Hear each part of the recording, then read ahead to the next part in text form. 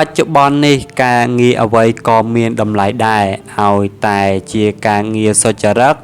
ខំប្រឹងធ្វើខំប្រឹងរកបានដោយខ្លួនឯងពេលខ្លះការងារនោះតូចទាបក្លិនឆ្អាបស្អុយក៏នៅតែមានតម្លៃដែរ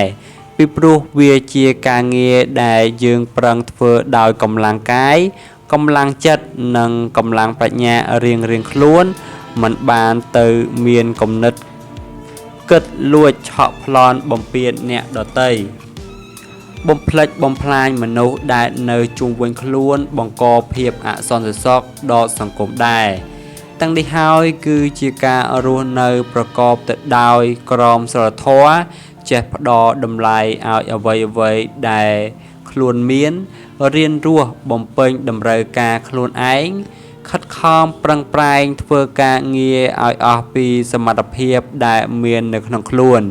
ជីវិតដែលរស់នៅលើពិភពលោកយើងនេះគឺប្រើជីវិតប្រចាំថ្ងៃផ្សារភ្ជាប់ទៅនឹងការងារ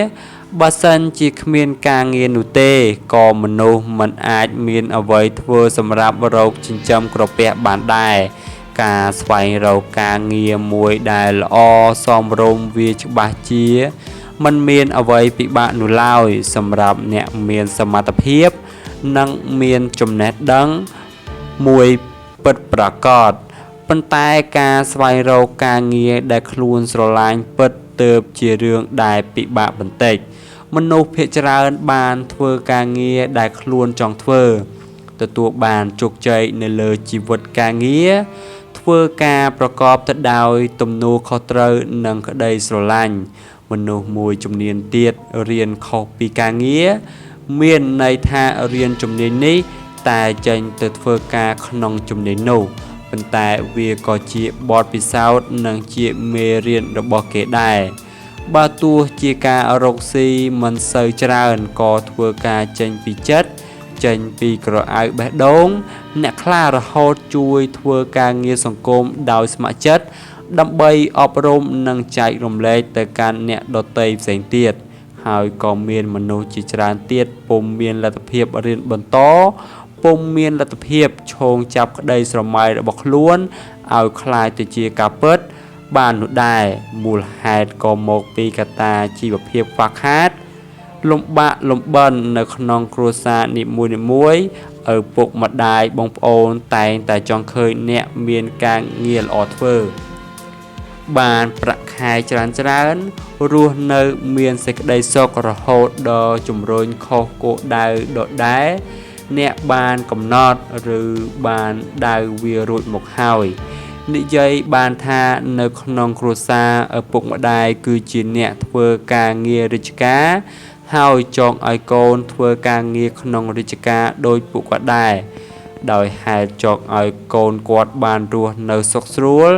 ធ្វើការងារដែលមានមុខមាត់កិត្តិយសនិងខ្ពង់ខ្ពស់ប៉ុន្តែទោះបីជាយើងរស់នៅក្នុងដំបូលគ្រួសារតែមួយជាកូនជាចៅក៏ដោយក៏មិនអាចបង្ខំឲ្យធ្វើការងារណាដែលពួកគេមិនចង់ធ្វើនោះដែរអ្វីដែលអាណាព្យាបាលឪពុកម្ដាយឬក៏បងគួរតែជំរុញនិងផ្ដល់ឱកាសស្វែងរកអ្វីដែលគេចង់ធ្វើឲ្យតែជាការងារដែលសុចរិតនិងត្រឹមត្រូវពីព្រោះយើងមិនអាចបង្គាប់បញ្ជាគោលដៅកំណត់ចំណុចឲ្យពួកគេទៅបានឡើយគ្រាន់តែធ្វើជាបង្គោលដ៏រឹងមាំសម្រាប់ពួកគេអប់រំទូន្មានផ្ដល់ដំបូន្មានល្អៗចែករំលែកបទពិសោធន៍និងបង្ហាញអំពីគំនិតថ្មីៗសម្រាប់ការបើកគំនិតផ្ដល់សិទ្ធិសេរីភាពក្នុងការជ្រើសរើសផ្ដល់សិទ្ធិក្នុងការសម្រេចចិត្តផ្ដល់ពេលវេលានិងត្រូវគ្រប់គ្រងលើកម្លាំងចិត្តឲ្យពួកគេជានិច្ចទាំងនេះគឺជាអ្វីដែលយុវជនភាគច្រើនចង់បាន